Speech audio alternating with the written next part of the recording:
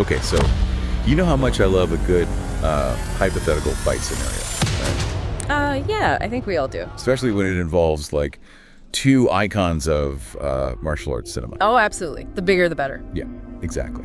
So, this deep dive, we're tackling one that a listener sent in, and let me tell you, it's a doozy. Okay, lay it on me. We're talking Chuck Oh, come on. as Max Donigan from Firewalker Classic. versus Bruce Lee. Okay, now you're talking. Right. It's like the ultimate showdown. So we're working off this article. Right. A listener sent it in, and it breaks down this fantasy fight. And, like, to be fair, we got to be clear. We're talking about the characters as they're portrayed on screen. Right. Not the actors themselves, obviously. Chuck Norris in real life versus Bruce Lee. That's a whole other discussion. Exactly. It's like apples and oranges, you know? Totally. So in this corner, we got Max Donigan. Tough guy, right? Yeah. Brawler, survivalist. Like, dude's a master of hand-to-hand combat. Yeah, he's the kind of guy who can walk through fire, literally, like he did in Firewalker. But this just points out that Donigan's not, like, superhuman. He relies more on grit and, practical fighting techniques. Yeah. What kind of moves are we talking about here? Like, is it, Well, think less about fancy martial arts, and more about, like, bare-knuckle brawling, using your environment, good old-fashioned street smarts. That's Donigan's bread and butter. His strengths and his ability to, like, improvise, turn any situation to his advantage. Resourceful. I like it. Okay, but then in the other corner, we got Bruce Lee, which is, like, practically it's the superhero already, Yeah. The speed, the precision. Right. His signature Jeet Kune Do. It's mesmerizing. I tried doing those 1-inch punches. And Oh, well, let's just say it doesn't end well.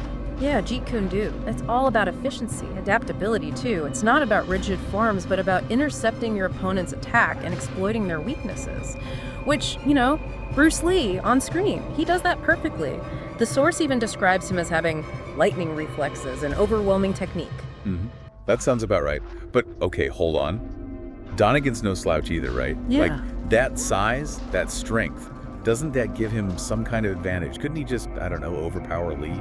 That's a good question. I mean, it's tempting to think brute strength could be Donigan's, like, trump card. Right.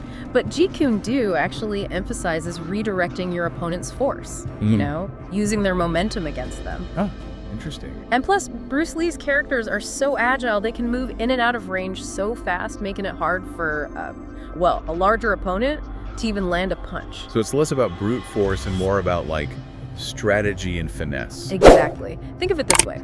Donigan might be a bulldozer, but Lee's like a precision instrument. Oh, I see. Able to, like, dismantle his opponent with, like, surgical strikes.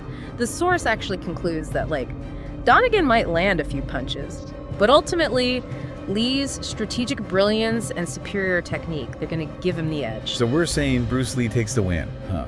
Even though, like, real-life Chuck Norris, Yeah. he might be a closer match. Well, it's all about the characters we're given, right? Yeah. And in this matchup, Donigan, as skilled as he is, he just doesn't have the tools to counter Lee's, like, on-screen persona.